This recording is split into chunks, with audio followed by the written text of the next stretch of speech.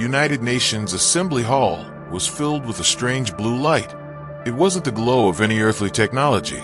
It bent the air itself, made the hair on everyone's arms rise, and the room fell deathly silent. Then came the flash. A brilliant, sharp light forced everyone to blink, and when they opened their eyes, the alien was there. Ambassador Kfra, towering at 7 feet tall, stood with skin like sculpted stone, his 4 forearms held with precise discipline. Large black eyes scanned the assembly, an expressionless visage devoid of empathy. A small translator device affixed to his chest crackled as his voice, cold and metallic, filled the hall. "People of Earth," Kfra announced, "this is your final warning." President Jack Morrison, sitting amongst the other world leaders, tensed. This was the 3rd visit. Each time Kfra had asked the same, and each time Earth had declined. Now, it was clear things were reaching a breaking point. "The Void Swarm moves closer to your world," Kfra continued. "They consume entire planets, leaving nothing but dust. The only way to survive is through unity, under the banner of the Galactic Coalition."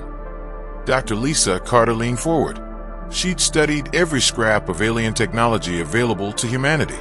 She knew how bad the situation was, how superior the Coalition's fleets were, and yet they were losing.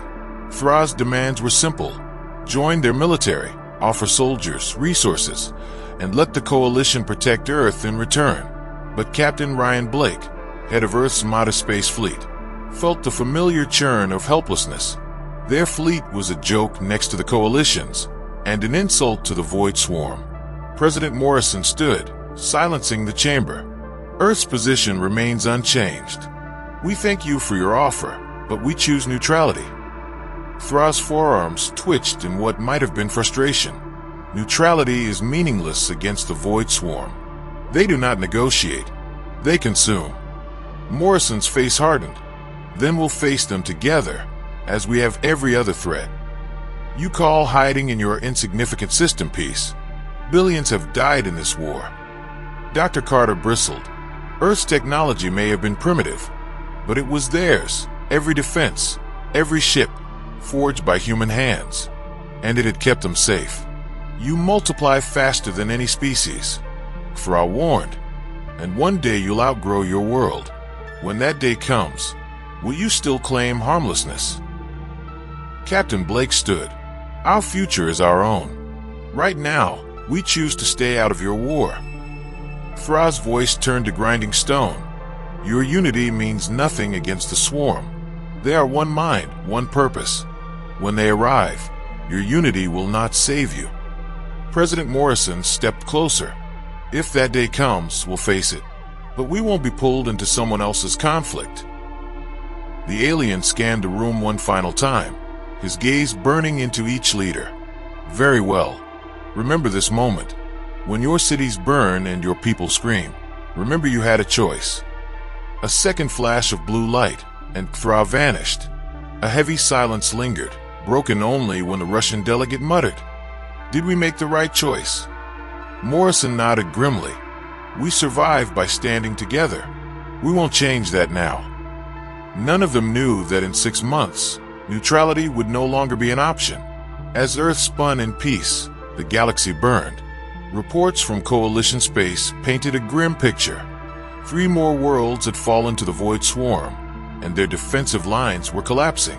Refugees fled inward toward the galactic core, but Earth carried on as if nothing were wrong. Children attended school. Crops were planted. The orbital defense platforms watched the void in eerie silence. Dr. Lisa Carter, oblivious to the looming threat, finished her morning coffee and scrolled through deep space sensor data. Nothing unusual. She smiled, turning back to her work on alien biology. The Coalition's technology fascinated her, marvels built for wars they were losing. Captain Ryan Blake inspected the newest orbital defense platform when his comm unit chimed. Another maintenance report. Despite being heavily outmatched, every ship was combat ready, though Blake prayed they'd never need to fight. Half a galaxy away, Commander Zexhai of the Corvanian military caste reviewed battlefield losses. The Coalition was crumbling. The swarm was advancing. Resources dwindled, morale cracked. A young officer, Vexer, approached with orders from Coalition High Command. "Sir, emergency recruitment protocols approved." Zexai's sharp-toothed grin was a predator's smile. "Good. Prepare a task force. 3 heavy cruisers, a dozen fighters. Head for Earth." "Sir, forcing conscription on a neutral world violates Coalition law." Zexai's four eyes gleamed. "There won't be a coalition left for laws if we lose. Earth has billions of strong, fertile soldiers. We'll take what we need." 3 days later, the Corvanian task force emerged from hyperspace at the solar system's edge. Towering ships 2 miles long, armed with weapons to crack moons, hung like vultures. Zexai opened a transmission. "Humans of Earth, you refuse to join us. Now, we will conscript half your population. Resist and be annihilated." President Morrison's blood ran cold. He ordered Captain Blake to mobilize the fleet. It wouldn't be enough. The invasion began. Sirens wailed across Earth. In Montana, farmer Jake Peterson noticed strange aircraft overhead. When energy beams vaporized his cattle and his house, something primal awoke in him. Jake retrieved his grandfather's rifle, took aim, and with one impossible shot downed an alien fighter. It was the first human shot in the war against the galaxy. Across the planet, humanity's defiance flared. In Texas, hunters ambushed invaders. In Russia, farmers armed themselves with relics. In Japan, martial artists trained civilians. The aliens expected terror. They found organized resistance. At the Pentagon, General Kate Williams coordinated defense. "The aliens aren't used to enemies who fight back," she noted. "They don't know humans." In New York, Captain Steve Rogers led police through Central Park. Grenades, shotguns, and pistols felled enemies unprepared for street fighting. Dr. Lisa Carter, cornered in her lab, hurled a damaged alien device at a soldier. It exploded. She realized the aliens underpowered their weapons, filled them with safeties. "Well," she smirked, "we're not afraid of our tech." She and Dr. Amy Foster began stripping alien equipment, doubling its power. On the battlefield, human forces adapted. Aliens used rigid tactics. Humans improvised. Jake Peterson led a militia of farmers armed with captured gear. They learned the aliens always landed in the same pattern, always built the same defensive perimeter. Humans struck before they could finish. They didn't fight the alien way. They fought the human way. And it worked. The invasion that swept Earth was meant to be a swift conscription operation, an easy harvest of human soldiers for the Coalition. Instead, the Corvanians found themselves embroiled in a planetary uprising like nothing their empire had ever seen. In the countryside, Jake Peterson's makeshift militia evolved rapidly. What began as farmers with rifles became a mobile fighting force, armed with captured alien weapons and vehicles. Alien rifles, stripped of their safeties, fired with twice the intended power. Shield generators reconfigured to block both plasma and bullets. Earth's soldiers weren't soldiers anymore. They were insurgents, learning with every battle. The aliens always land in formation, Jake told his growing army of ranchers, truckers, and hunters. And they always build the same defenses. Let's hit them before they finish. In Japan, martial artists armed their dojos. In Europe, resistance cells formed. In the US, civilian militias and ex-military personnel combined forces. All across Earth, humanity refused to die quietly. General Kate Williams directed the defense from the Pentagon's underground command. She watched as the aliens' carefully planned invasion crumbled against unyielding resistance. "They fight like machines," she told Colonel Peters. "Predictable. But humans? We adapt. We learn. And we hit them where they don't expect." Above Earth, Captain Ryan Blake's small fleet fought a losing battle against superior Corvanian ships. Yet the aliens' massive cruisers began pulling back, not from fleet resistance, but because their ground forces were being overwhelmed. Reports came in of hunters in Texas ambushing patrols, of improvised explosives destroying armored units, of civilians turning alien weapons against their masters, and in labs hidden beneath ruined cities, scientists like Dr. Lisa Carter and Dr. Amy Foster pushed alien technology beyond its limits. They designed these weapons to be safe, Lisa said. But we don't care about safety. We care about killing them. The first generation of human-modified alien weapons was born, twice as powerful, dangerously unstable, and devastatingly effective. Within 3 months, the human resistance went from survival to counterattack. Jake Peterson's forces numbered 3,000, controlling swathes of the American heartland, with captured vehicles and a growing stockpile of enhanced weapons. His ragtag militia began staging assaults on alien landing sites before defenses could be erected. Explosives first, Jake ordered, then shotguns and flamethrowers. No long-range duels. Get close. They can't handle it. Colonel Rick Davis led the first boarding teams in space. Human volunteers in retrofitted suits cut into alien cruisers. They didn't fight cleanly. They used vents, maintenance shafts, and tight quarters for brutal ambushes.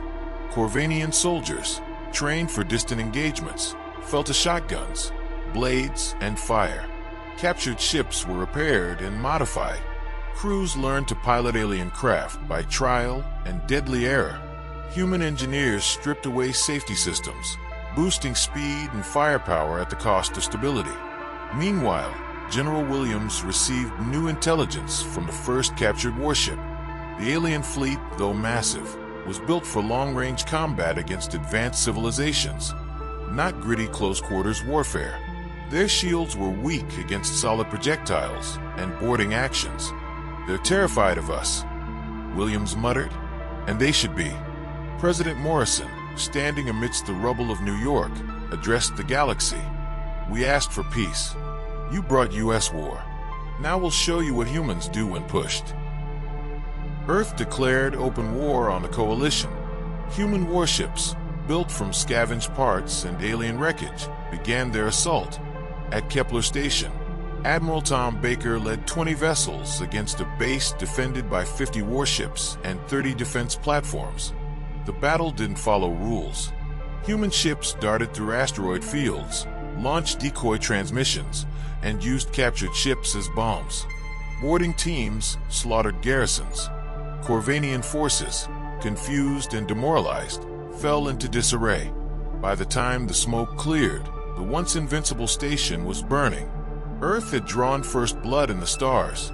6 months after the fall of Corvanian Prime, the galaxy was forever changed. The Corvanian military caste lay in ruins, their homeworld occupied. Coalition worlds whispered the new name spoken in dread and awe like humanity.